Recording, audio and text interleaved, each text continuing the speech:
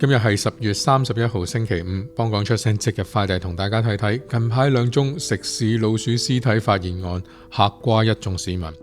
10月27號起咧，網上瘋傳 N 張相，只見咧喺連鎖快餐店大快活某個分店，竟然咧有老鼠乾屍由天花板跌咗落嚟，倒卧喺食台上邊。據悉事發嘅時候咧，有食客咧就食緊嘢嘅，突然天降鼠屍飛墜喺個餐盤隔離。從其中一張相咧可以見到鼠屍上面咧有明顯嘅傷口，鼠頭已經輕微腐爛啦，被餐盤咧托起咗，死而不僵咁樣望住個食客，照片隔住個電腦 mon 啊，今晚真係唔想食飯咯。嗰台食客即刻嚇到彈起咗，隻手仲拎住筷子啊，放喺凳度嘅黑色袋啊都未及攞走。事件迅速引發大量嘅網民關心，有人就話啦，諗起同佢同台有幾耐就驚啦。有人就戲稱求助喺度食緊嘢嗰個人嘅心理陰影面積。有口痕友仔隔空作答啦，應該會成世有陰影咯。無獨有偶，有網民喺社交媒體群組嗰度發帖，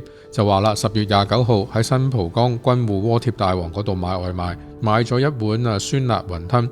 整當你睇到以為個湯度有大塊雲耳嘅時候，原來呢塊雲耳有條尾噶，竟然係隻 BB 老鼠嘅屍體嚟噶，屍體各部分仲非常之完整添啊！唔睇清楚真係好容易同啲真嘅雲耳混淆咯。嗰個網民劫後餘生咁樣表示好彩未食咋，但係都死個胃好唔舒服，想嘔佢又火速向店家投訴，就獲全數退翻47蚊。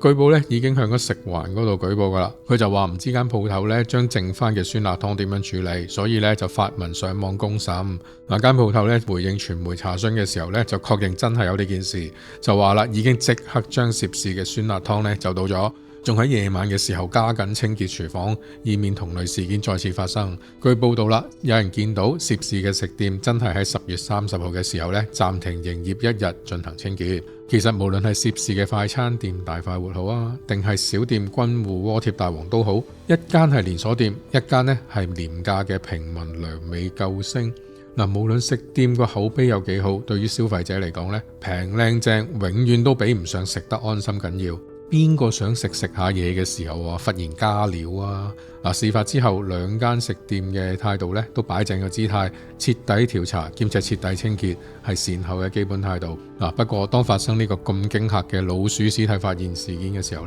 店家要令消費者重拾信心，一啲都唔容易㗎。